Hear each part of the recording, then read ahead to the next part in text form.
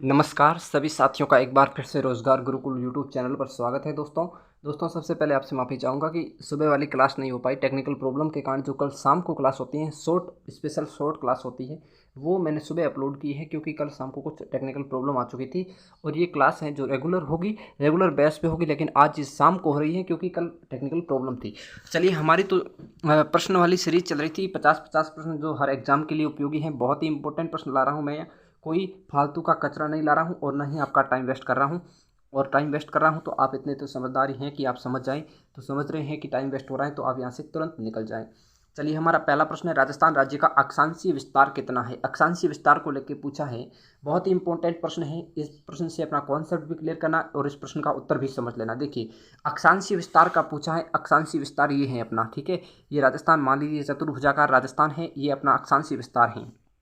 यहाँ पे हम लिखते हैं 23 डिग्री 3, 23 डिग्री उत्तरी अक्षांश है और 3 मिनट ऊपर है। और यहाँ पे लिखेंगे हम 30 डिग्री 12 लिखेंगे। क्या लिखेंगे? 30 डिग्री 12। तो 23 डिग्री 3 दक्षिण से 30 डिग्री 12 दक्षिण, क्या ये सही है? क्योंकि 23 3 30 12, इसमें देखिए 23 3 से 30 12, और ये देखिए 23 3 से 30 12 दक्षिण, उत्तर से दक्षिण और दक्षिण से दक्षिण। अब कई विद्वान करेंगे, क्या करेंगे कि उत्तर से दक्षिण करेंगे। यहाँ पे उत्तर करना था ऑप्शन में, उत्तर से दक्षिण करेंगे। ये जो तीसरा ऑप्शन दिख रहा है, उत्तर से दक्षिण करेंगे, ठीक है, जो बिल्कुल गलत ऑप्शन है आपका। उत्तर से दक्षिण भी गलत है। ऑप्शन ब उत्तर से उत्तर और ऑप्शन अ दक्षिण से दक्षिण, ये तो आप काट दो, ये दोनों एक ऑप्शन आगे हैं। 30 12 दक्षिण से 23 3, ये काट दीजिए। 23 3 दक्षिण से दक्षिण और उत्तर से उत्तर। देखिए, इसमें उत्तर किस तरह देना है आपको। राजस्थान और भारत की बात करें तो उत्तरी गोलार्ध में पड़ते हैं। किस भाग में पड़ते हैं? उत्तरी गोलार्ध और पूर्वी देशांतरों में पड़ते हैं। कौन? राजस्थान और भारत उत्तरी पूर्वी गोलार्ध में पड़ते हैं। यहाँ पे देखिए, ये जैसे आपका भारत हो गया, ये मान लीजिए ये आपका भारत हो गया, ये हमारा राजस्थान हो गया भारत के अंदर, ये गुजरात और ये इधर के सीमावर्ती राज्य हो गए, और ये इस तरह भारत बनता है, ठीक है। तो ये उत्तरी गोलार्ध है हमारा। कौन सा गोलार्ध है? इससे ऊपर का गोलार्ध उत्तरी गोलार्ध और नीचे का जो गोलार्ध है वो दक्षिण गोलार्ध। तो हम यहाँ पर पढ़ते हैं तो हमारे पूरे के पूरे जो भी अक्षांश हैं भारत के, वो उत्तरी अक्षांश में काउंट होगी, चाहे वो दक्षिण का अक्षांश हो चाहे वो उत्तर का हो।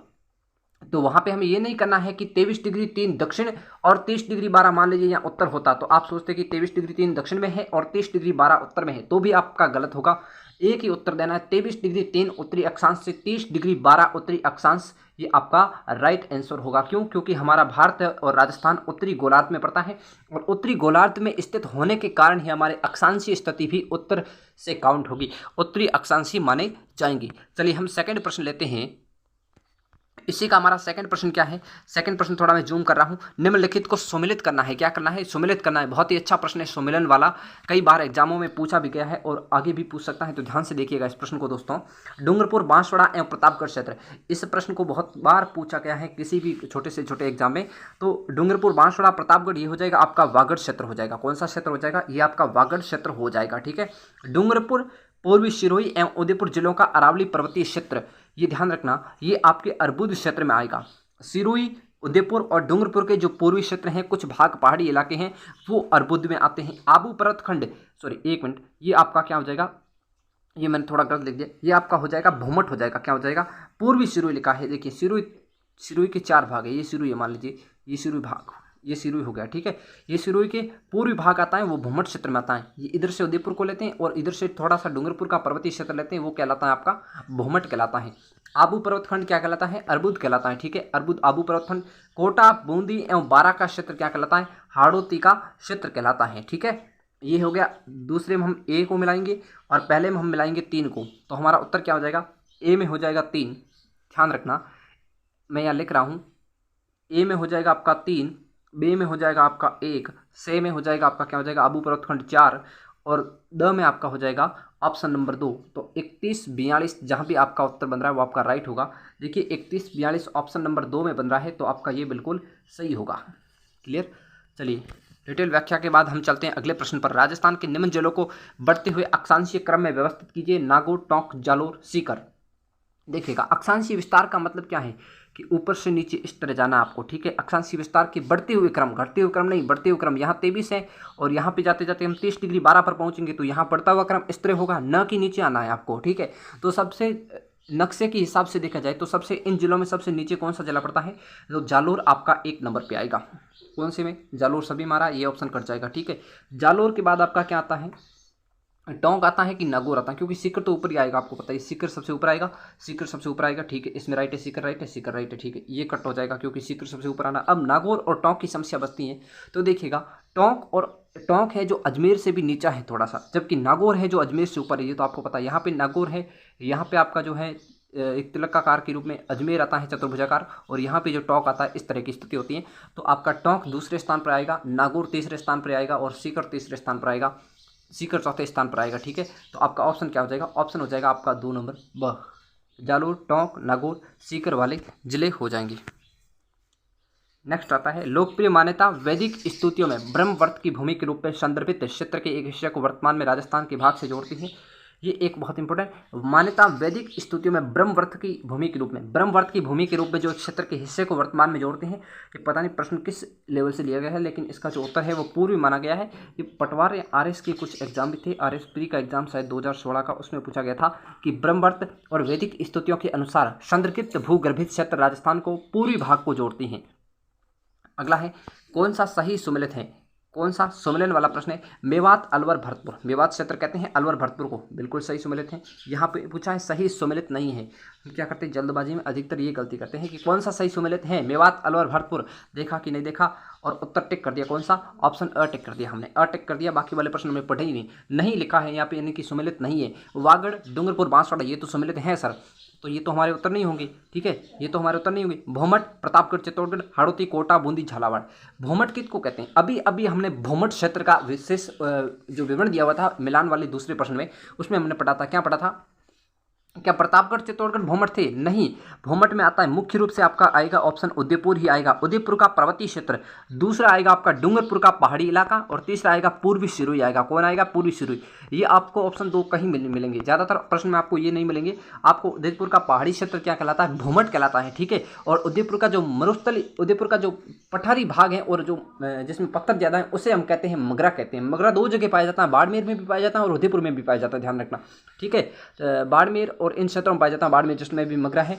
और जो चट्टानी मरुस्थल होता है, चट्टानी मरुस्थल यानी कि कुछ बंजर भूमि है और चट्टानों के अवशेष भी बचे हुए समतल हैं, पर्वत नहीं है लेकिन चट्टानी है, तो उसे हम क्या कहते हैं, मगरा कहते हैं। ठीक है, तो आपका ऑप्शन जो सी है हमारा उत्तर हो जाएगा, क्योंकि भोमट हम कहते हैं उदयपुर के क्षेत्र को कहते हैं। क्लियर, चलिए अगला हम प्रश्न लेते हैं, किसका लेते हैं, अगला प्रश्न क्या है देखते हैं। राजस्थान शब्द का प्रयोग सर्वप्रथम किसने किया, जो राजस्थान शब्द का प्रयोग है उसको लेकर के प्रश्न पूछा गया है। राजस्थान शब्द का प्रयोग सर्वप्रथम किसने किया था, तो ध्यान रखना, राजस्थान शब्द का प्रयोग सर्वप्रथम किसने किया था, कर्नल जेम्स टोड ने किया था। किसने किया था, annuls and antiquities of Rajasthan, annuls पुस्तक का नाम ध्यान रखना, एनल्स एंड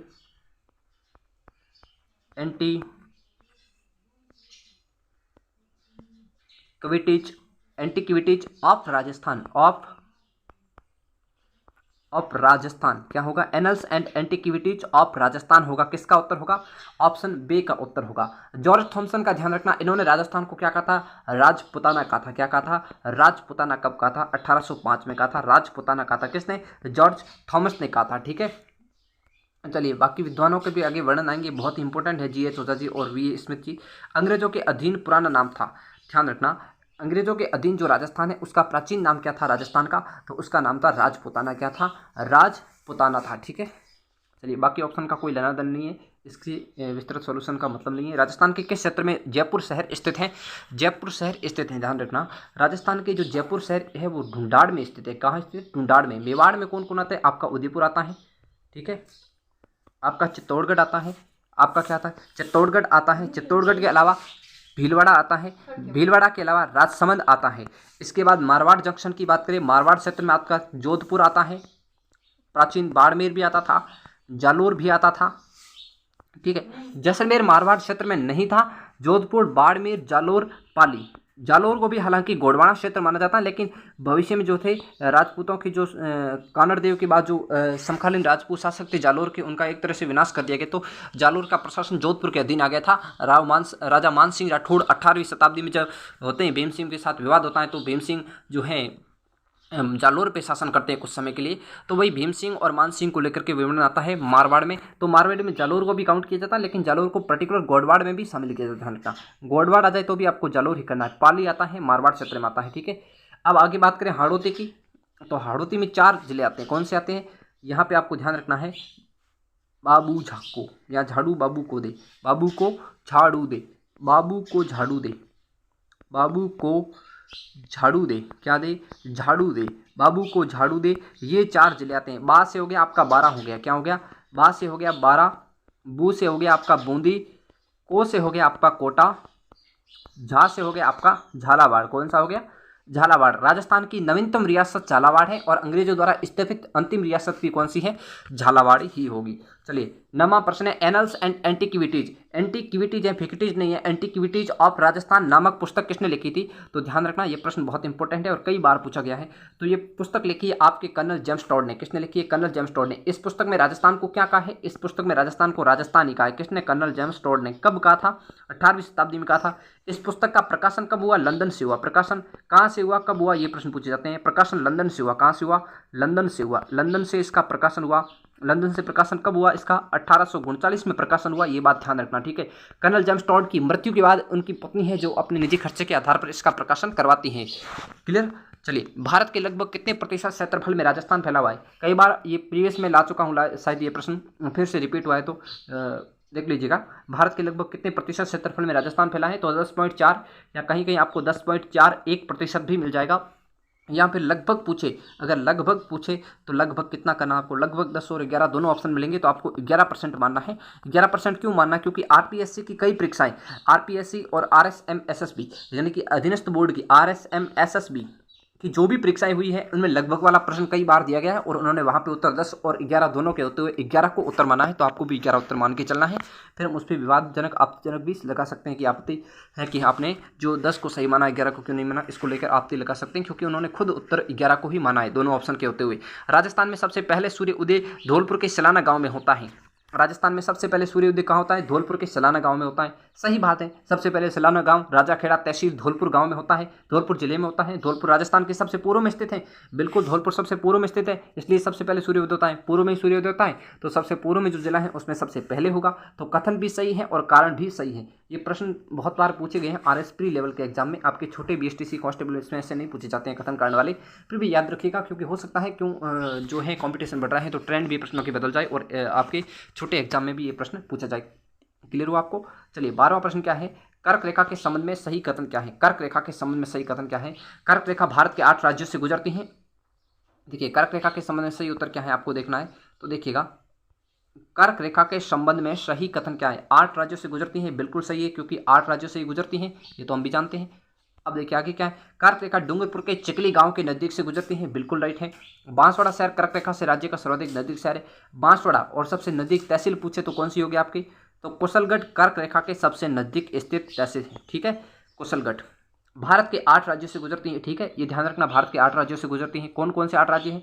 वो 8 राज्य एक बार मैं आपको बता देता हूँ। आपके देखिए, आपका गुजरात हो गया सबसे पहले, आपका राजस्थान हो गया, आपका मध्य प्रदेश हो गया, मध्य प्रदेश के बाद हो गया आपका कौन सा हो गया?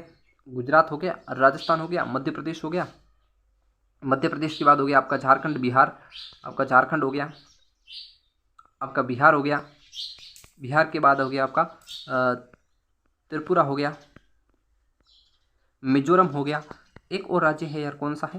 शायद छत्तीसगढ़ या महाराष्ट्र में दोनों में से एक है। गुजरात, राजस्थान, मध्य प्रदेश, झारखंड, बिहार, मिजोरम, शायद आपका महाराष्ट्र है, मैं फिर भी कंफर्म करके आपको बता दूंगा, ठीक है।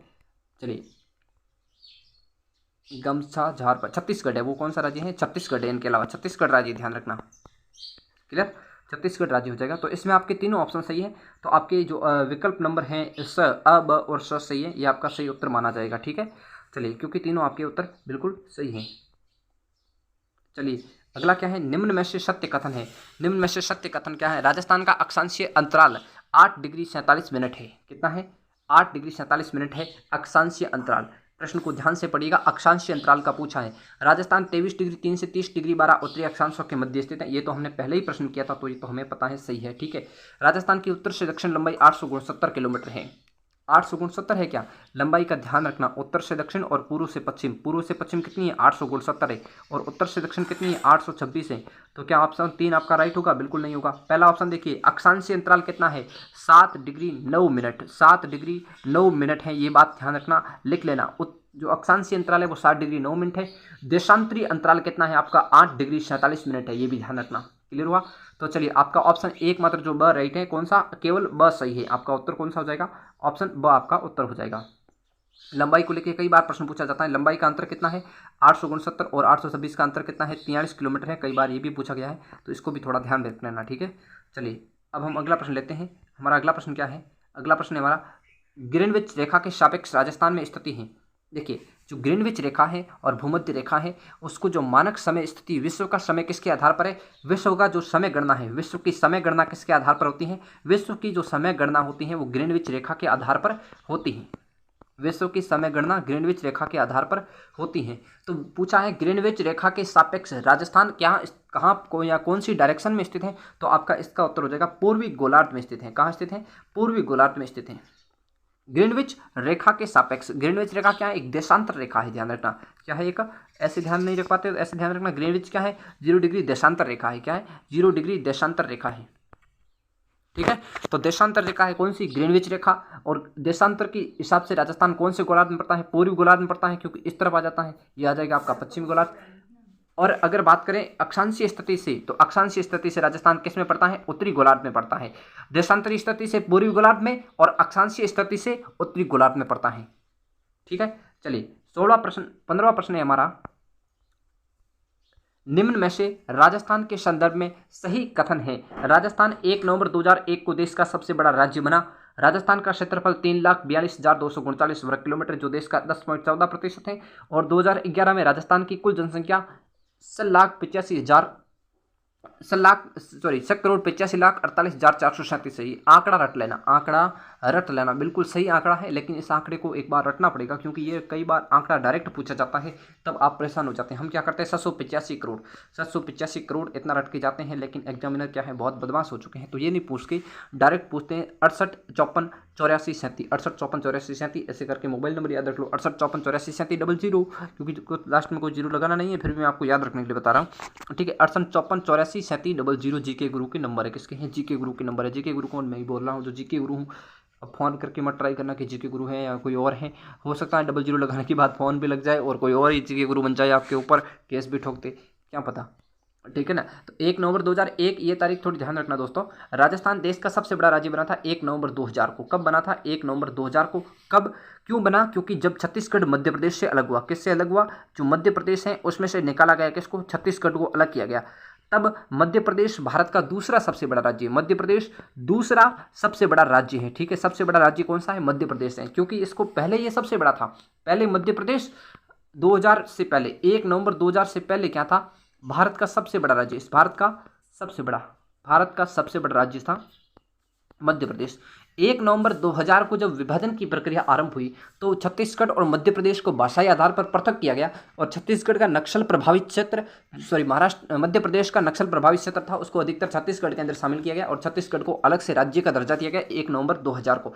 उस दिन जो है राजस्थान सबसे बड़ा राज्य बन गया, क्योंकि मध्य प्रदेश का एक हिस्सा उससे अलग हो गया और राजस्थान बन गया सबसे बड़ा राज्य, ठीक है। तो ऑप्शन 1 तो आपका गलत हो गया। 2000 ध्यान रखना इसमें। 3,42,239 जो 10.14% नहीं है, वो कितना है? 10.41 है, क्योंकि पूर्व के प्रश्न में हम डिस्कस कर चुके हैं। 10.41 या 10.4% ध्यान रखना, 10.4% ध्यान रखना। और ये बिल्कुल आंकड़ा सही है। कौन सा? ऑप्शन स वाला आंकड़ा सही है सर। 7,85,48,437 आपका ऑप्शन स राइट है एकमात्र। कौन सा? ऑप्शन स सही है, केवल स सही है, क्योंकि दूसरे में ये आंकड़ा जो सही है 3,42,239 वाला, लेकिन जो प्रतिशत वाला आंकड़ा दिया है 10.14, ये 10.14 ना होकर के आपका 10.41 या फिर 10.4% आप कर सकते हैं, कोई भी करें, आपकी इच्छा है। चलिए, हम अगला प्रश्न लेते हैं। हम लोग किसका लेते हैं? अगला प्रश्न 16 लेते हैं। ये भी मिलान वाला ही है। बहुत अच्छे लेवल के प्रश्न ला रहा हूँ आपके लिए, कोई दिक्कत वाली नहीं है कि सर ये प्रश्न हमारा टाइम वेस्ट कर रहे हैं, ऐसा आपका बिल्कुल डाउट नहीं रहेगा। क्लास पूरी देखें या आप आधी देखें, फिर भी आप संतुष्ट रहेंगे, क्योंकि हमारे जितने भी व्यूअर आ रहे हैं, हमें नई कोचिंग प्रारंभ की है, तो नई में ऑब्वियसली जो स्टूडेंट है बहुत ही कम आते हैं, क्योंकि विश्वास कम होता है, लेकिन जो आएंगे एक बार वो हमारे बार बार आएंगे दौड़ के, ठीक है। चलिए, राजस्थान की अक्षांशीय सीमा 23 डिग्री 3 दक्षिण से 30 डिग्री 12 उत्तर है। मैंने पहले ही प्रश्न में आपको बताया था कि राजस्थान का अक्षांशीय विस्तार क्या है, उत्तर से दक्षिण है कि उत्तर से दक्षिण से उत्तर है, कुछ भी नहीं, उत्तर से उत्तर ही होगा। 23 डिग्री 3 उत्तरी अक्षांश से 30 डिग्री 12 उत्तरी अक्षांश होगा। तो पहला ऑप्शन सीधा ही गलत हो रहा है, क्योंकि यहाँ दक्षिण क्यों आया है, उत्तरी होना चाहिए। राजस्थान की देशांतरी सीमा 69 डिग्री 30 से 78 डिग्री 17। अभी भी मैंने बताया कि राजस्थान देशांतर की दृष्टि से पूर्वी गोलार्ध में स्थित है, तो पूर्वी गोलार्ध के सभी देशांतर पूर्व के हिसाब से चलेंगे। यहाँ फिर पश्चिम आएगा, पश्चिम कहाँ से बीच में डाल देगा, तो ये पश्चिम नहीं होगा। 69 डिग्री 30 से 78 डिग्री 17 पूर्वी देशांतर होगा, और यहाँ होगा 23 डिग्री 3 से 30 डिग्री 12 उत्तरी अक्षांश होगा। ठीक है। राजस्थान का कुल क्षेत्रफल 3,42,239 वर्ग किलोमीटर है। अब ये ऑप्शन सही है, क्योंकि इतना ही क्षेत्रफल है। राजस्थान का आकार अनियमित समचतुर्भुजावत या समचतुर्भुज जैसा दिखता है, ये भी बिल्कुल सही है। चतुर्भुजाकार या समचतुर्भुजाकार राजस्थान का आकार है। ठीक है। तो आपका उत्तर कौन सा हो जाएगा, ए और बी तो गलत है, सी और डी सही है। कौन सा गलत है, ए और बी तो गलत है। यहाँ पे देखिए आपको ऐसा नहीं आ रहा, तो दूसरे दो ऑप्शन मान लीजिए आपको उत्तर नहीं आ रहा था, डी का क्या होगा, समचतुर्भुज आपने आज तक सुना ही नहीं। ए और बी तो आपका गलत है, ए और बी तो गलत है। ए इसमें आ गया, ये भी गलत हो जाएगा, ए भी आ गया, ये भी गलत हो जाएगा। बच्चा कौन सा, ऑप्शन भी बचा सी और डी वाला, जो आपके क्षेत्रफल वाला और आकृति वाला। तो ये तो आपको आते ही, सीधी सी बात है। सी तो आपको आता ही है ना, सी एक सही है, ये तो आपको आता ही है, तो इसके आधार पर आप सही कर सकते हैं। ठीक है। ये प्रश्न हो गया 16वां। अब 17वां देखिए, निम्नलिखित में से कौन सी रेखा राजस्थान के दक्षिण भाग से गुजरती है। ये दक्षिण भाग के राजस्थान की रेखा गुजरती है। ये राजस्थान है आपका, क्या है ये आपका राजस्थान है। ये एक और राजस्थान बनता है इसमें, ये राजस्थान बना दिया। ठीक है। यहाँ से एक रेखा गुजरती है, कौन सी रेखा गुजरती है, इसको हम कहते हैं कर्क रेखा कहते हैं। कौन सी रेखा कहते हैं, कर्क रेखा कहते हैं। इसके नीचे दो जिले स्थित हैं, बांसवाड़ा जिला और डूंगरपुर जिला कर्क रेखा के नीचे आते हैं, बाकी सभी जिले हैं कर्क रेखा से ऊपर स्थित हैं। तो दक्षिण में एक ही रेखा गुजरती है, कर्क रेखा। मकर और विषुवत रेखा ये राजस्थान से नहीं गुजरती है। क्लियर हुआ आपको। चलिए, कर्क रेखा ही है जो भारत से गुजरती है, मकर रेखा तो राजस्थान से क्या भारत से भी नहीं गुजरती है, ये तो जो है दक्षिण गोलार्ध में गुजरती है। ठीक है। ये ऑस्ट्रेलिया देशों से गुजरती है मकर रेखा।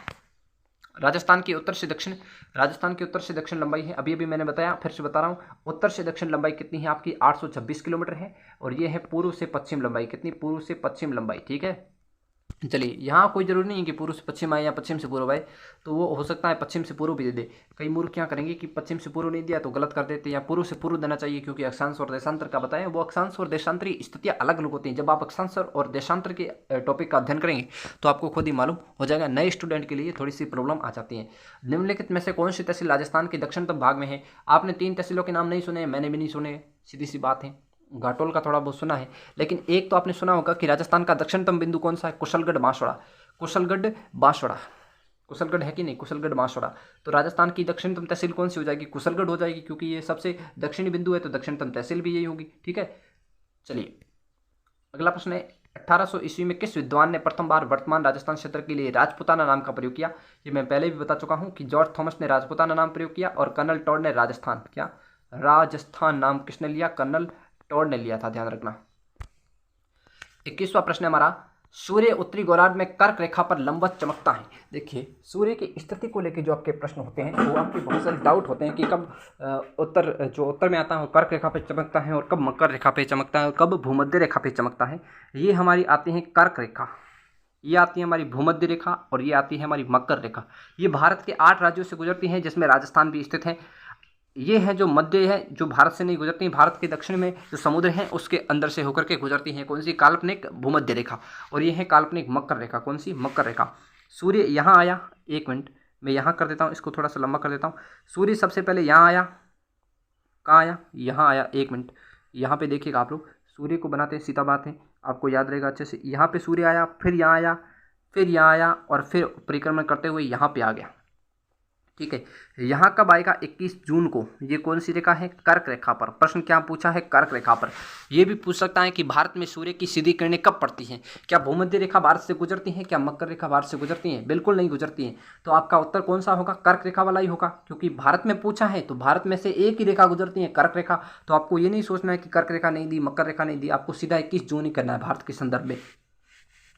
अब सूर्य यहाँ आएगा, कब आएगा, यहाँ आएगा आपका 23 सितंबर, जो अभी आने वाला है 23 सितंबर, उसको ध्यान रखना। ये सूर्य भूमध्य रेखा पर जाएगा। ठीक है, भूमध्य रेखा पर जाएगा। इसके बाद यहाँ आएगा 22 दिसंबर को। कब आएगा, मकर रेखा पर पड़ेगा 22 दिसंबर में, यहाँ पे लिख रहा हूँ 22 दिसंबर को आएगा। ठीक है, फिर यहाँ आएगा वापस 21 मार्च को। इसका मतलब क्या हुआ? इसका मतलब एक और मतलब निकलता है। क्या मतलब निकलता है? कि जो सूर्य है वो भूमध्य रेखा पर 2 बार सीधा चमकता है एक वर्ष में। कब कब? 21 मार्च को और 23 सितंबर को। जबकि कर्क रेखा और मकर रेखा पर एक एक बार। कर्क रेखा पर कब? 21 जून को चमकता है और मकर रेखा पर 22 दिसंबर को चमकता है। ये बात भी ध्यान रखना, ठीक है। जो बच्चे नए हैं या पुराने हैं, कोई भी है, इस बात का स्क्रीनशॉट ले लो, क्योंकि आज तक ऐसा डायग्रामल जो मैप है मैंने कहीं नहीं देखा किसी भी क्लास में। तो हो सकता है आप सभी के लिए इंपॉर्टेंट हो जाए। जो नए वाले हैं उनके लिए तो इंपॉर्टेंट है, जो पुराने विद्वान हैं हो सकता है उन्होंने ऐसा पढ़ा हो, मेरे से पहले ही जानते हो, तो उनको स्क्रीनशॉट की जरूरत नहीं है। चलिए, ये था। एक बार फिर से रिपीट कर रहा हूँ। सूर्य है, सबसे पहले कर्क रेखा पे बात करें, 21 जून को कर्क रेखा पर चमकता है सीधा। उसके बाद जो 23 सितंबर को चला जाता है, कहाँ पे? परिभ्रमण करते हुए चला जाता है। आपकी कौन सी रेखा पर जाता है? आपकी जाता है कौन सी रेखा पर? आपके जाता है भूमध्य रेखा या भूमध्य रेखा या 0 डिग्री या विषुवत रेखा पर सीधा चमकता है 23 सितंबर को। इसके बाद परिभ्रमण करते हुए सूर्य कहाँ आता है? इसके बाद सूर्य परिभ्रमण करते हुए कहाँ पे आता है? 22 दिसंबर को आता है मकर रेखा पर। कौन सी रेखा पर? मकर रेखा पर, या 23.5 डिग्री दक्षिण अक्षांश पे आता है। ये है 23.5 डिग्री उत्तरी अक्षांश, ये है 23.5 डिग्री दक्षिण अक्षांश, ठीक है। इसके बाद ये ऐसे परिभ्रमण करते हुए 21 मार्च को कहाँ आ जाता है? 21 मार्च को आ जाता है वापस भूमध्य रेखा पर, और वापस 21 जून को आ जाता है अपने कर्क रेखा या भारतीय क्षेत्रों में आ जाता है, या उत्तरी गोलार्ध के जो क्षेत्र है उनमें आ जाता है, ठीक है। चलिए, तो आपका इसका उत्तर क्या हो जाएगा? 21 जून होगा, क्यों? कर्क रेखा का पूछा है, कर्क रेखा में 21 जून ही होता है। चलिए, हम अगला प्रश्न लेते हैं अपना। अगला प्रश्न हमारा क्या है? 22वां है। कर्क रेखा की राजस्थान में लंबाई कितनी है? कर्क रेखा की राजस्थान में लगभग 26 किलोमीटर की लंबाई है। ये प्रश्न बहुत बार पूछा गया, आप भी ध्यान रख लेना थोड़ा सा। बाकी इसमें कोई ऑप्शन जो है संख्या दी हुई है वो कोई विस्तार के लायक नहीं है। पृथ्वी पर दिन रात की प्रक्रिया होती है। देखिए, दिन रात की जो प्रक्रिया होती है किस कारण होती है? परिक्रमण या परिभ्रमण? देखिए, परिक्रमण और परिभ्रमण में बहुत अंतर होता है। परिक्रमण होता है क्या होता है, और परिभ्रमण क्या होता है वो देखिए। जलवायु कारण और मौसम के कारण कोई दिन रात की प्रक्रिया नहीं होती है।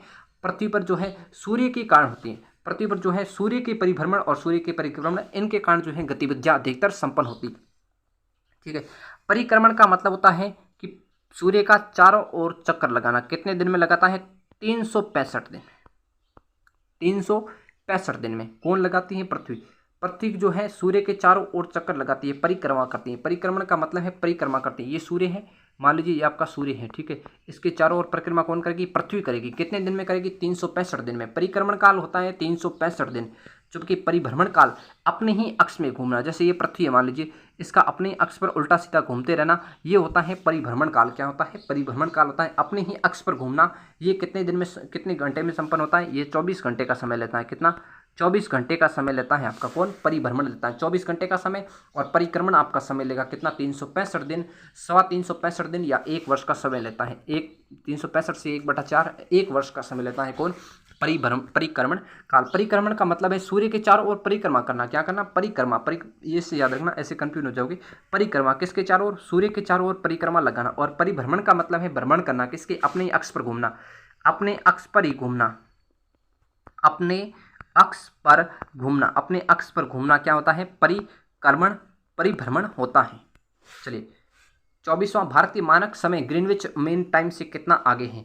मैंने अभी बताया था ग्रीनविच समय क्या है? विश्व समय को, जो विश्व की समय गणना होती है वो ग्रीनविच समय के आधार पर होती है। विश्व समय गणना जितनी भी होती हैं, जितनी सारी विश्व की समय गणनाएं हैं वो किसके आधार पर होती हैं?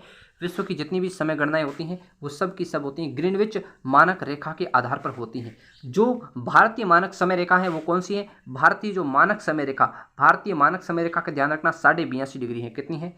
82.5 डिग्री है। 1 मिनट, 82.5 डिग्री है। ये ग्रीनविच मानक टाइम से कितनी आगे है? ग्रीनविच मानक टाइम है आपकी 0 डिग्री पर। मैं आपको समझा देता हूँ पूरा डिटेल। ये है 82.5 डिग्री पर। आपने सुना होगा कि एक देशांतर को पार करने में सूर्य को 4 मिनट लगते हैं। कितने मिनट लगते हैं? 4 मिनट लगते हैं। तो देखिएगा 82.5 डिग्री को अगर हम 4 से गुणा करेंगे तो 82, 1 मिनट ये पूरा साफ कर देते हैं, 82 और 1 आधा है, ठीक है। इसको 4 से मल्टीप्लाई करते हैं और इसको 4 से करते हैं तो यहाँ आ जाएगा आपका 2 आएगा। ये सिंपल गुणा कर रहा हूँ, कोई ट्रिक नहीं लगा रहा हूँ। 2 चौक 8 और 8 चौक 32 होते हैं, ठीक है। 328 और 2 हो गए 330 हो गए, ठीक है। तो 330 में कितने? 60 का भाग देते थे हम। 60 का भाग जाएगा 5 बार और बचेंगे 30, 5 30, यानी कि 5 घंटा और 30 मिनट। 5 घंटा और 30 मिनट। यही कारण है कि हम 5.5 घंटे रट लेते हैं, बार बार भूल जाते हैं। तो ध्यान रखना 0 डिग्री से कितना आगे हमारा सूर्य जो है, हमारी मानक रेखा से 0 डिग्री से 82.5 जो देशांतर है वो आगे। एक देशांतर को पार करने में समय लगता है 4 मिनट का, तो 82.5 को पार करने में समय लगेगा 330 मिनट का, यानी कि 5.5 घंटे का समय लगता है। ठीक है, चलिए अगला प्रश्न लेते हैं हम। 25वां, पृथ्वी की आकृति है। पृथ्वी ज्योग्राफी, जिसको जियोग्राफी हम अध्ययन करते हैं। पृथ्वी जो हमारी भूमि होती है क्या होती है, जियोड आकृति है। किसकी, पृथ्वी की आकृति जियोड है, ना कि गोलाकार है ना ही वृत्ताकार है। कहीं कहीं हम करते हैं ना कि पृथ्वी गोल है और हम करते हैं ऑप्शन गोलाकार करते हैं, जबकि पृथ्वी की आकृति कैसी है, जियोड आकृति है। जियोड आकृति है, पृथ्वी की आकृति कैसी है, जियोड आकृति है, ध्यान रखना।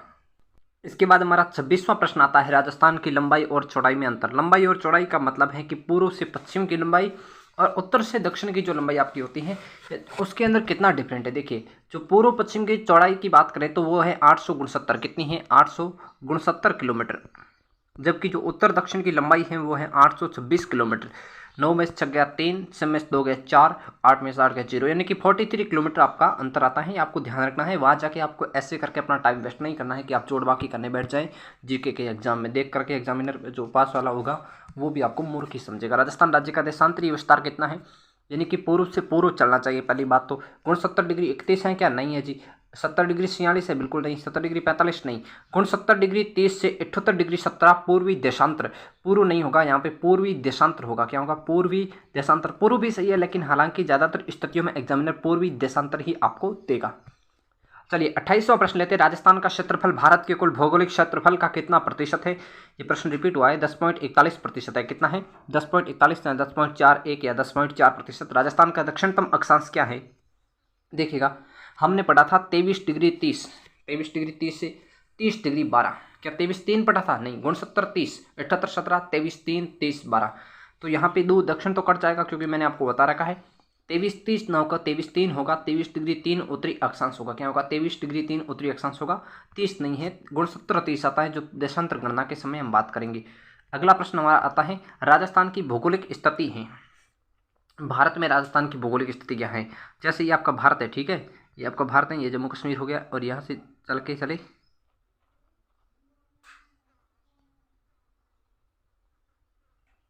ये भारत आ गया, ठीक है। भारत में यहाँ पे आपका राजस्थान आता है। देखिए ये क्या है, उत्तर, ये क्या है पश्चिम, ये क्या है पश्चिम, ये क्या है उत्तर। तो आपकी स्थिति क्या हो जाएगी, उत्तरी पश्चिमी भाग। राजस्थान भारत के नक्शे में उत्तरी पश्चिम दिशा में स्थित है। कई बार पूछा गया सवाल है, जयपुर कितने डिग्री देशांतर पर स्थित है। देखिए सभी जिलों का आप देशांतर रखेंगे, अक्षांश याद रखेंगे, ऐसा आप सोच रहे हैं तो बिल्कुल गलत है। आप मुझे भी गलत समझ रहे होंगे कि सर आप पूरे जिलों का देशांतर और अक्षांश हम कब रट पाएंगे। आप जयपुर का पूछ रहे हो, कल आप बीकानेर का पूछ लोगे, परसों आपके मन में आया तो आप टोंक का पूछ लोगे, परसों आपके मन में और आएगा तो आप किसी और जिले का पूछ लोगे। सीकर जिले का पूछ लिया मान लीजिए, सीकर का। अब ऐसे आप अक्षांश पूछ रहे हो, क्या पता किस दिन आप देशांतर पूछ लो, किस दिन क्या पूछ लो, आपका क्या पता। तो हम कैसे याद रख पाएंगे। देखना, किसी भी पर्टिकुलर जिले का आपको नहीं पूछा जाएगा। संभावना बनती है किसकी, ओनली एक राजधानी क्षेत्र की बनती है, और बाकी जो आपको प्रश्न देगा तो कॉन्सेप्ट बेस्ड देगा, ताकि आप अपने आप ही अपने माइंड से उसका उत्तर निकाल पाए। या फिर एक राजधानी क्षेत्र या पर्टिकुलर किसी विशेषता के कारण जिले के पूछते हैं। तो जयपुर राजस्थान की राजधानी है, तो ये किस देशांतर पर स्थित है ये आपको ध्यान होना जरूरी है, इसलिए ये पूछा है। तो 77 डिग्री पूर्वी देशांतर, कितना 76 डिग्री या 77 डिग्री पूर्वी देशांतर पर आपका राजस्थान की राजधानी जयपुर स्थित है। 77 डिग्री पूर्वी देशांतर, अच्छे से गांठ बांध लेना, ठीक है। देखिए इसके कॉन्सेप्ट बेस्ड क्वेश्चन कैसा पूछेगा वो आपको अभी मैं बताऊंगा। किस जिले का अक्षांशीय विस्तार 28 डिग्री 4 से 30 डिग्री 6 है। देखिएगा हमने क्या बात की थी, एक मिनट, ये देखिए हमने क्या बात की थी कि राजस्थान का जो अक्षांशीय विस्तार है वो कितना है, वो है आपका 23 3 से 30 12 है। कितना है, 23 डिग्री 3 उत्तरी अक्षांश से 30 डिग्री 12 उत्तरी अक्षांश है। अब देखिए प्रतापगढ़ जिला कहाँ आएगा, क्या यहाँ ऊपर आएगा, बिल्कुल नहीं। प्रतापगढ़ जिला तो यहीं आता है, डूंगरपुर बांसवाड़ा के पास से आ जाता है। चित्तौड़गढ़ कहाँ आता है, चित्तौड़गढ़ भी यहाँ आता है, ठीक है। अब गंगानगर कहाँ है, एक मिनट, ये जयपुर कहाँ आएगा, जयपुर का अभी हमने पढ़ा 76 पे आएगा। 76 का मतलब 76 अक्षांश है, सॉरी देशांतर है। तो जयपुर कहाँ आएगा, जयपुर यहाँ पे आता है, जयपुर यहाँ पे आता है, राजधानी क्षेत्र है, ठीक है। इसके बाद बात करें किसकी, प्रतापगढ़ चित्तौड़गढ़ की कर चुके हैं, बचा कौन, गंगानगर। गंगानगर क्या है, सबसे ऊपर है कि नहीं है, गंगानगर हनुमानगढ़ सबसे ऊपर है ना, तो सबसे ऊपर वाला ही अक्षांश दिया है, 30 डिग्री 12 का दिया है। 30 डिग्री 6 का मतलब 30 के बाद ही है, ठीक है ना। 30 डिग्री 6 लो, 30 डिग्री 12, वो 30 वाले अक्षांश माने जाएंगे। तो 30 वाले अक्षांश पे कौन सा जिला होगा, या तो गंगानगर होगा या हनुमानगढ़ होगा। तो यहाँ पे ऑप्शन में एकमात्र गंगानगर बच रहा है, तो आपका गंगानगर उत्तर हो जाएगा। हनुमानगढ़ गंगानगर कभी आपको साथ में देगी, ऐसा टफ प्रश्न आपसे नहीं पूछेगा वो, और पूछेगा तो सभी के गलत होगा, इस पर कोई टेंशन वाली बात नहीं है। कर्नल जेम्स टॉड द्वारा रचित ट्रेवल इन वेस्टर्न इंडिया का प्रकाशन कब हुआ। इसका प्रकाशन होता है 1839 में। कब होता है, 1839 में होता है, लंदन से होता है, ध्यान रखना। ये लंदन से प्रकाशित होता है। हम उदयपुर में रहते हैं इसलिए उदयपुर को प्रकाशन क्षेत्र मान लेते हैं, जो बिल्कुल गलत है। लंदन से इसका प्रकाशन होता है। किसका, travels in western India. Rajasthan का पश्चिमतम जिला कौन सा है, कई बार पूछा गया सवाल है। ज़्यादातर इनमें कंफ्यूज नहीं होते, इनमें होते हैं बाड़मेर जैसलमेर में। तो ध्यान रखना, सबसे अंत में सूर्यास्त कहाँ होता है, जैसलमेर में होता है। तो सबसे पश्चिमी जिला कौन सा हो जाएगा, जैसलमेर। सूर्यास्त भी अंत में होगा, सूर्यास्त या सूर्योदय जो है सबसे पहले कहाँ होते हैं, धौलपुर में। अंत में कहाँ होते हैं, सूर्यास्त। ये सबसे अंत में कहाँ होंगे, जैसलमेर में होंगे। और पहले कहाँ होते हैं, जो हैं पहले होते हैं आपके धौलपुर में होते हैं, क्योंकि वो राजस्थान का सबसे पूर्वी जिला है या पूर्वतम जिला है। अब आता है अगला 35वां प्रश्न। राजस्थान के दक्षिणतम और उत्तरी छोर के मध्य अक्षांशीय विस्तार है। दक्षिणतम ये है आपका दक्षिणतम छोर, ये है आपका उत्तरी छोर, इसके मध्य का विस्तार पूछा है, तो ध्यान रखना। और एक इस तरह का विस्तार, पूर्वी और पश्चिमी छोर के मध्य का विस्तार कितना है, ये भी आपको पूछ सकता है। ठीक है, तो ये भी आपको पूछ सकता है, इसमें भी कोई डाउट वाली बात नहीं है। तो ये हो जाएगा आपका 8 डिग्री कितना हो जाएगा, 1 मिनट, 8 डिग्री 47 मिनट हो जाएगा। और ये कितना है, ये है आपका 60 डिग्री 9 मिनट। ठीक है, तो हमारे इसका उत्तर क्या हो जाएगा, 60 डिग्री 9 मिनट हो जाएगा। ऑप्शन ब आपका राइट हो जाएगा। अगला प्रश्न लेते हैं। राज्य में सूर्योदय एवं सूर्यास्त सबसे पहले कहाँ होता है, सूर्योदय एवं सूर्यास्त सबसे पहले होते हैं कहाँ पे, धौलपुर में होते हैं। ठीक है, और सबसे अंत का पूछे तो आपका हो जाएगा जैसलमेर। सबसे अंत में कहाँ होते हैं, अंत में होते हैं आपके जैसलमेर, क्योंकि ये राजस्थान का पश्चिमतम जिला है। राजस्थान का दक्षिणतम जिला कौन सा है, बांसवाड़ा है। ठीक है, ये राजस्थान का क्या है, दक्षिण जिला है, दक्षिणी जिला। वागड़ प्रदेश क्या है, वागड़ प्रदेश भी इसी को कहते हैं, बांसवाड़ा डूंगरपुर प्रदेश को वागड़ कहते हैं। और एक बात करें बीकानेर की, तो बीकानेर को राजस्थान का क्या कहते हैं, राजकोट कहते हैं। मूंगफली के अधिक उत्पादन के कारण, ऊन का घर कहते हैं, अधिक ऊन के कारण ऊन का घर कहते हैं। एशिया की सबसे बड़ी ऊन मंडी बीकानेर में है, ध्यान रखना। बरसिंहसर ऊर्जा संयंत्र बीकानेर में है, बरसिंहसर। बीकानेर का जिला शुभंकर क्या है, भट्ट-तीतर है। क्या है बीकानेर का जिला शुभंकर, भट्ट-तीतर बीकानेर का जिला शुभंकर है। क्लियर, तो इतनी बातें ध्यान रखना। अगली बात करें 37 में 23 से 1/2 डिग्री उत्तरी अक्षांश रेखा कहलाती है, यानी 23.5 डिग्री उत्तरी अक्षांश। और एक आपको ये भी पूछ सकता है 23.5 डिग्री, ये है उत्तरी अक्षांश, ये है उत्तरी। ठीक है, एक आपकी आते हैं 23.5 डिग्री दक्षिण में, 23.5 डिग्री दक्षिण अक्षांश आता है। ठीक है, तो ये आपकी हो जाएगी उत्तर वाली हो जाएगी कर्क हो जाएगी, और दक्षिण हो जाएगी मकर हो जाएगी। कंफ्यूज नहीं होना है। क्यों कंफ्यूज नहीं होना, देखिए ऊ के ज़्यादा निकट कौन है, क है, और द के ज़्यादा निकट कौन है, म है कि नहीं। म बाद में आता है, द भी बाद में आता है, क पहले आता है, ऊ पहले आता है। तो ऊ और क, कर्क उत्तरी अक्षांश, मकर म और द दक्षिण अक्षांश। क्लियर है, तो कर्क हो जाएगा आपकी उत्तरी अक्षांश, दक्षिण में हो जाएगी आपकी मकर रेखा, और विषुवत रेखा भूमध्य रेखा ये एक ही चीज़ है। ये कौन सी है, 0 डिग्री अक्षांश जो है, 0 अक्षांश है वो क्या है आपकी भूमध्य या विषुवत कहलाती है, ध्यान रखना। अक्षांश रेखाएं कितनी होती हैं, ये प्रश्न थोड़ा कंफ्यूजिंग वाला है। एक होती है अक्षांश कितने होते हैं, एक प्रश्न होता है आपका अक्षांश कितने होते हैं, और एक होता है अक्षांश रेखाएं कितनी होती हैं। देखिए जो आपके ध्रुवीय अक्षांश है 90 डिग्री वाले, उनमें कोई रेखा नहीं होती है। ठीक है, उनमें कोई रेखा नहीं होती है। तो अक्षांश होते हैं 181 होते हैं, क्योंकि 90 डिग्री उत्तरी ध्रुव और 90 डिग्री दक्षिण ध्रुव, 90 डिग्री नॉर्थ और 90 डिग्री साउथ, इन दोनों की कोई पर्टिकुलर लाइन नहीं होती है, इसलिए इनको क्या कहते हैं, दो अक्षांश जो है काउंट नहीं होते हैं लाइनों में।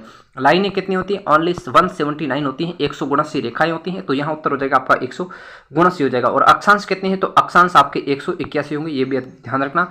और अगला आता 360 क्या होते हैं, देशांतर होते हैं, ये बात ध्यान रखना।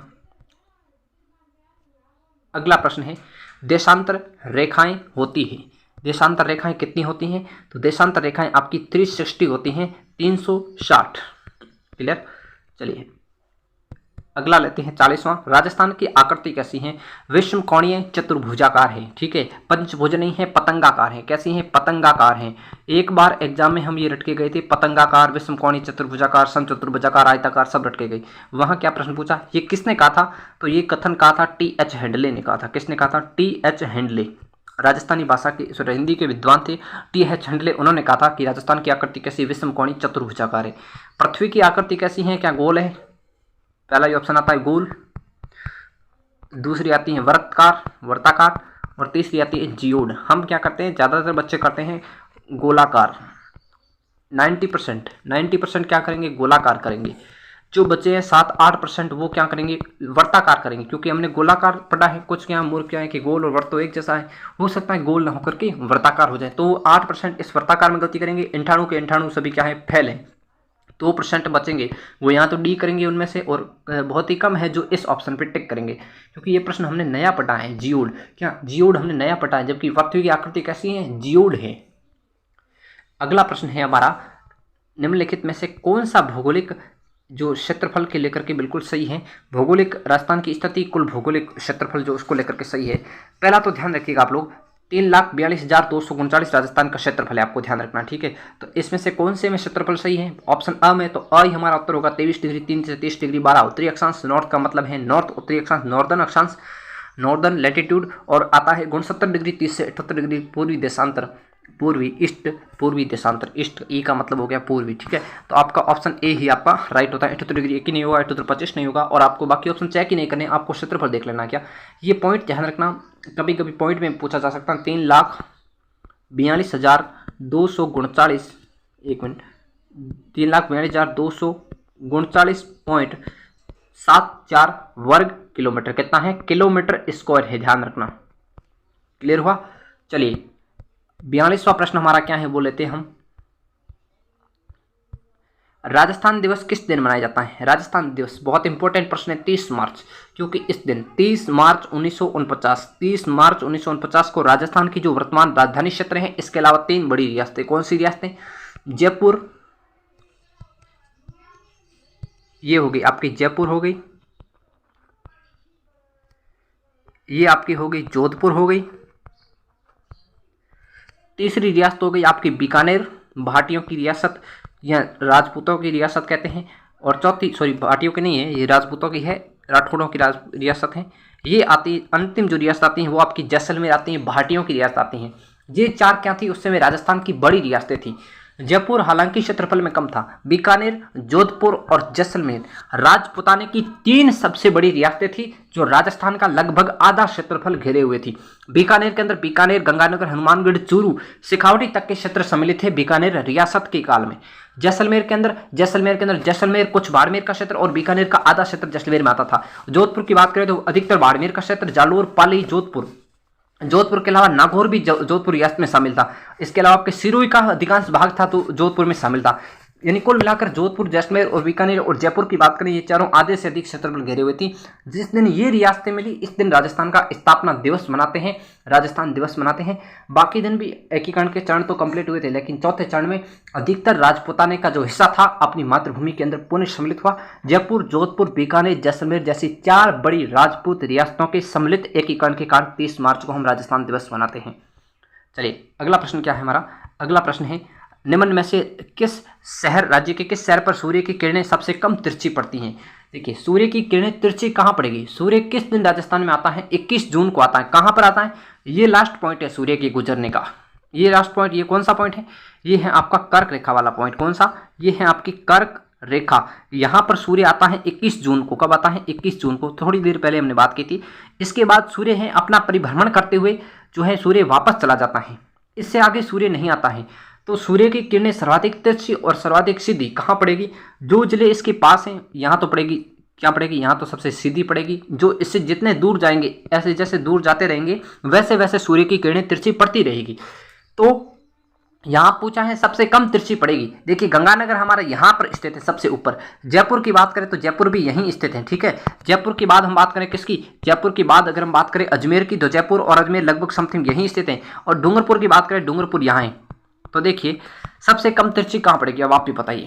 देखिए कैसे, कर्क रेखा पर सूर्य आता है 21 जून को, यहाँ पे अब सूर्य है, तो अब सबसे कम तिरछी किस पे पड़ेगी, जयपुर पर पड़ेगी क्या। जयपुर तो इससे दूर है, इससे पहले अजमेर बैठा है, इससे पहले डूंगरपुर बैठा है, तो सबसे कम तिरछी पड़ेगी डूंगरपुर राज्य पर, सॉरी डूंगरपुर जिले पर। अगर इनमें डूंगरपुर ऑप्शन ना होकर के यहाँ होता हनुमानगढ़ होता, गंगानगर होता, जयपुर होता, अजमेर होता, तो हमारा उत्तर अजमेर होता, ठीक है। अजमेर भी ऑप्शन नहीं होता, गंगानगर, हनुमानगढ़, चूरू और जयपुर होता तो हम जयपुर करते, क्योंकि इसके बाद कम तिरछी पड़ेगी वो जयपुर पर पड़ेगी। और सबसे तिरछी किरणें कहाँ पर पड़ती हैं, जो राजस्थान के सीमा वाले जिले हैं, उत्तरी ध्रुव वाले या उत्तरी छोर वाले जिले हैं, उत्तरी ध्रुव नहीं, उत्तरी छोर के जिले हैं गंगानगर, हनुमानगढ़। इनमें सर्वाधिक तिरछी किरणें पड़ती हैं किसकी? सूर्य की। सबसे कम तिरछी किस पे पड़ती हैं? बांसवाड़ा पे पड़ती हैं, उसके बाद डूंगरपुर पर पड़ती हैं, उसके बाद अजमेर पर पड़ेगी। इस ऑप्शन के हिसाब से सेकंड ये आएगा आपका थर्ड, और ये आएगा सबसे अधिक वाला फोर्थ। क्लियर? सबसे कम तिरछी के हिसाब से। कर्क रेखा के उत्तर में होने के कारण जलवायु की दृष्टि से राज्य का अधिकांश भाग कटिबंध में आता है। ये आपकी कर्क है, ये आपकी मकर है, और ये आपकी विषुवत 0 डिग्री रेखा है। ठीक है, ये आपकी कर्क, ये आपकी होगी मकर। इनके मध्य का जितना भी ये एल्टीट्यूड आता है, ट्रोपोजिम आता है, जो क्षेत्र आता है, उसे क्या कहते हैं? हम उष्ण कटिबंध कहते हैं। क्या कहते हैं? उष्ण कटिबंध कहते हैं। यानी कि 23 डिग्री उत्तरी अक्षांश से 23 डिग्री साउथ, या 23 डिग्री 23.5 डिग्री उत्तरी अक्षांश से 23.5 डिग्री दक्षिण अक्षांश के मध्य का जो भूभाग आता है, वो आपके पड़ता है किसके बीच आता है? वो आता है उष्ण कटिबंधीय क्षेत्र। इसके ऊपर का आ जाएगा उपोष्ण कटिबंधीय क्षेत्र। तो राजस्थान के अधिकतम जिले तो हैं इससे ऊपर हैं, 2 ही जिले हैं, थोड़ा सा भाग है, एक 26 किलोमीटर का एरिया, और उसका थोड़ा सा भाग बांसवाड़ा और डूंगरपुर के, पूरे बांसवाड़ा और डूंगरपुर भी नहीं है, बांसवाड़ा और डूंगरपुर के कुछ भाग इससे नीचे हैं। तो अधिकतम भाग किस में आएगा राजस्थान का? क्या उपोष्ण में आएगा? अधिकतम तो नहीं है, ये तो बहुत ही न्यूनतम है। इसके बाद कौन आता है? उपोष्ण आता है। तो राजस्थान का अधिकतम भाग है उपोष्ण कटिबंधीय क्षेत्र। कौन सा आता है? उपोष्ण कटिबंधीय भाग। क्योंकि इसके बाद जो भागों का विभाजन होता है वो 67.5 डिग्री पर होगा। किस पे होगा? 67.5 डिग्री पे होगा, 45 डिग्री पे होगा, 45 डिग्री पे होगा। हमारा राजस्थान तो कहाँ थे? राजस्थान तो हमारा उत्तरी अक्षांश 30 डिग्री पर आता है। 30 डिग्री के बाद राजस्थान का विस्तार ही नहीं है, तो राजस्थान तो इस उपोष्ण के मध्य ही आ गया। ये हो गया उपोष्ण हो गया, ये तो उपोष्ण ही होगा। ये अत्यधिक उपोष्ण में नहीं आएगा, उपोष्ण में होगा, क्योंकि राजस्थान 30 तक ही है, जबकि जो विभाजन है वो 23.5 के बाद कहाँ होगा? वो 45 डिग्री पे जाके होगा। जबकि राजस्थान 30 तक ही है, तो राजस्थान उपोष्ण कटिबंधीय क्षेत्र के अंदर आएगा। शीत कटिबंध कौन से होते हैं? जो ध्रुवीय अक्षांश होते हैं 90 डिग्री वाले वो होते हैं। उष्ण कटिबंध में ये पूरा जो क्षेत्र है ट्रॉपिकल क्षेत्र, ये उष्ण कटिबंध में आता है। 23.5 डिग्री उत्तरी अक्षांश से 23.5 डिग्री दक्षिण अक्षांश, या कर्क से मकर रेखा के मध्य का संक्रमित क्षेत्र। राजस्थान के निम्न में से किस जिले से कर्क रेखा गुजरती है? कर्क रेखा, यहाँ पे कर्क कर लेना। तो यहाँ पे आपका डूंगरपुर होगा, और दूसरा कौन सा होगा? आपका बांसवाड़ा होगा। सबसे नजदीक तहसील कौन सी है? तो सबसे नजदीक राजस्थान की दक्षिणतम तहसील कहते हैं कुशलगढ़ तहसील बांसवाड़ा, कुशलगढ़ तहसील बांसवाड़ा। और गाँव कौन सा है? बोरखेड़ा बांसवाड़ा, बोरखेड़ा गाँव बांसवाड़ा, बोरखेड़ा गाँव बांसवाड़ा। चलिए अगला प्रश्न है, राजस्थान के नक्शे पर निम्नलिखित में से कौन सा सुदूर दक्षिण में स्थित है? मेड़ता सिटी नागौर, मेड़ता सिटी कहाँ है? नागौर। सोजत कहाँ है? सोजत आपका पाली। मारवाड़ जंक्शन जोधपुर। राजसमंद में ही है। तो इनमें देखिएगा, हम राजस्थान की स्थिति की बात करें तो नागौर हमारा यहाँ पड़ता है। अधिकतर अजमेर और नागौर मध्य में आते हैं। नागौर राजस्थान का मध्यतम जिला कौन सा है? नागौर है राज्य का सबसे मध्य का भाग आता है। प्रश्न पूछा गया राजस्थान का मध्यस्थ जिला कौन सा है? नागौर है। इसके बाद बात करें सोजत पाली की, तो सोजत पाली भी जोधपुर से सटा हुआ मारवाड़ क्षेत्र का इलाका है। जोधपुर की बात करें तो जोधपुर यहाँ आ जाएगा। इसके बाद बात करें राजसमंद की, राजसमंद यहाँ आ जाएगा।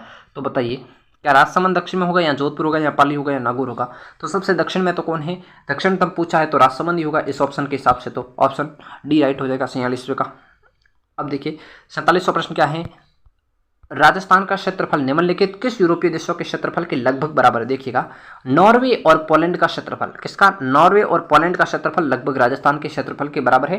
ये बात ध्यान रखना, रट लेना। Norway Poland, Norway Poland, Norway Poland, किसका? नॉर्वे और पोलैंड का जो क्षेत्रफल है वो राजस्थान के क्षेत्रफल के लगभग बराबर होता है।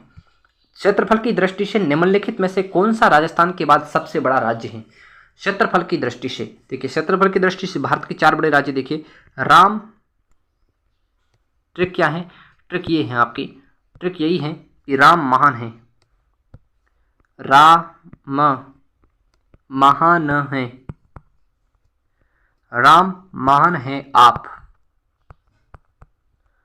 ठीक है, तो इसमें आपका ट्रिक का किस तरह विभाजन करना है? रा से हो गया आपका राजस्थान हो गया, क्या हो गया? रा से तो हो गया आपका राजस्थान हो गया, एक मिनट, रा से हो गया राजस्थान हो गया। म से हो गया आपका मध्य प्रदेश हो गया, सेकंड स्थान पर आ जाएगा मध्य प्रदेश। महा से हो गया आपका महाराष्ट्र हो गया, मा से हो गया आपका महाराष्ट्र हो गया। आ से हो गया आंध्र प्रदेश, और प से हो गया पश्चिम बंगाल। तो इन राज्यों का क्रम ध्यान रखना। ये भारत के 5 सबसे बड़े राज्य हैं, राजस्थान, मध्य प्रदेश, महाराष्ट्र, आंध्र प्रदेश और वेस्ट बंगाल या पश्चिम बंगाल जिसे कहते हैं, 5वां सबसे बड़ा राज्य है भारत का। इसके बाद आते हैं 49 क्वेश्चन पे। भूमध्य रेखा और ग्रीनविच मानक रेखा के सापेक्ष राजस्थान कौन से गोलार्ध में स्थित है? जो भूमध्य रेखा है और ग्रीनविच सापेक्ष रेखा है उनके सापेक्ष राजस्थान की बात करें तो देखिए देशांतरीय हिसाब से राजस्थान किस में आता है? पूर्वी गोलार्ध में आता है। कौन से गोलार्ध में आता है? राजस्थान और भारत पूर्वी गोलार्ध में आते हैं। और अक्षांशीय हिसाब से किस में आते हैं? देखिए देशांतर के हिसाब से, ये है देशांतर, इसके हिसाब से आते हैं पूर्वी गोलार्ध में।